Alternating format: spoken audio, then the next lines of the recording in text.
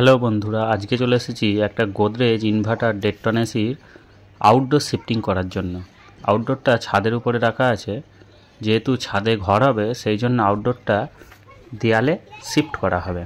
তার জন্য মেশিনটা আগে চালিয়ে দিয়েছি, চালিয়ে গ্যাসটা স্টোর করে নেব। যেটা সিস্টেম, গ্যাসটা স্টোর করলে তাহলে গ্যাসটার ওয়েস্টেজ হবে না, সেই জন্য গ্যাসটা স্টোর করে নিচ্ছি। অবশ্যই চালু অবস্থায় গ্যাসটা স্টোর হয়ে গেলে মেশিনটা বন্ধ করে দেব। বন্ধ করো। মেশিন বন্ধ করে দিয়েছি। এবার এইদিকে ঠিক উল্টো দিকের দেয়ালেই যেখান দিয়ে পাইপ লাইনটা বেরিয়েছিল ঠিক সেইখানেই আউটডোরটা লাগানো হবে। আর আউটডোর তুলেও দিয়েছি অ্যাঙ্গেল লাগিয়ে।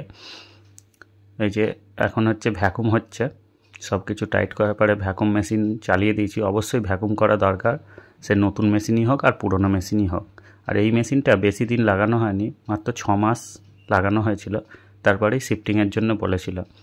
এবারে প্রেসার দিয়ে একটু গ্যাসটা চেক করে নেব, করে তারপরে পুরো গ্যাসটা ছাড়বো, ছেড়ে তারপরে মেশিনটা চালু করবো। আর মেশিন চালুও করে দিয়েছি, সব কিছু কাজ কমপ্লিট হয়ে গেছে। আর এইভাবে ইনস্টলটা করা হয়েছে। যেহেতু শীতকাল মেশিন চলবে না, তাই পুরোপুরিভাবে আউটডোর এবং ইনডোর দুটোকেই কভার দিয়ে চাপা দিয়ে দেবো। কাজটা কেমন হয়েছে অবশ্যই জানাবেন। ধন্যবাদ।